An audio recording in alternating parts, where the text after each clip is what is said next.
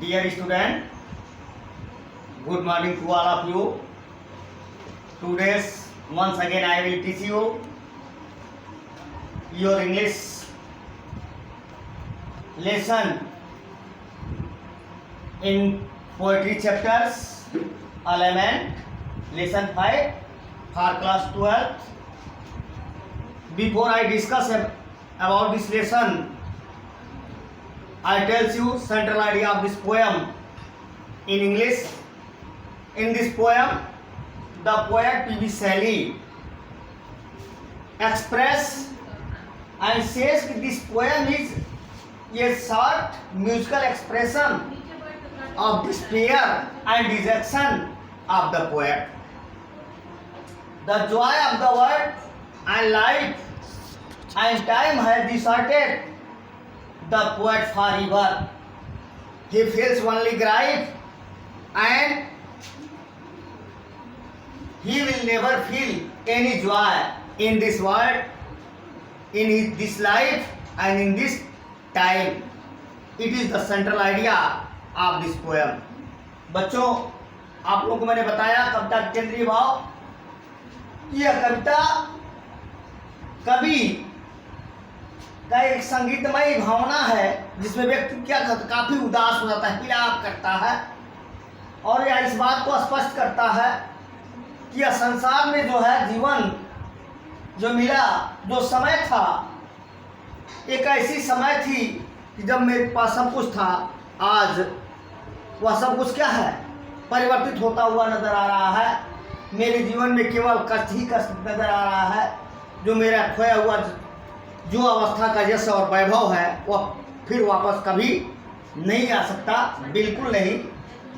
ये इस कविता का केंद्रीय भाव है। पहला स्टेंजा देखें इसमें, जिसकी मैं चर्चा करूंगा आपसे अभी। पहला स्टेंजा में कि कवि कहता है, यहां से देखेंगे बेटा, जिसको मैं पहली स्टेंजा में लिख रहा हूं। पहली स्टेंजा में है कि वो वर्ड टू नो मोर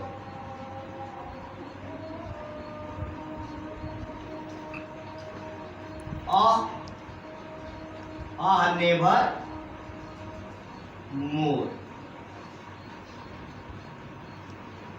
यानी यहां से देखें आप लोग पहली स्टेंजा, तो पहली स्टेंजा में वो वर्ड, हे संसार, ओ लाइफ, हे जीवन, ओ टाइम, हे समय, on हुच last step I climb.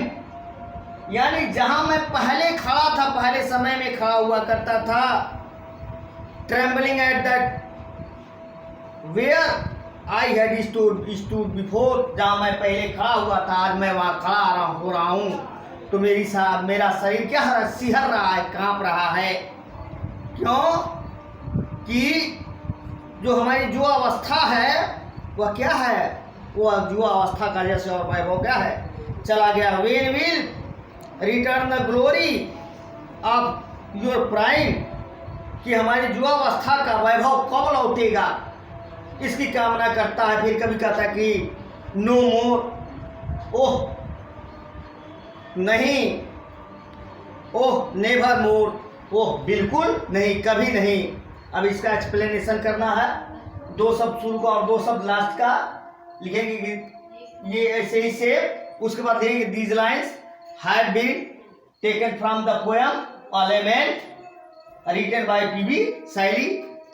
Explain context में लिखेंगे, in this stanza the poet express his ग्राइफ।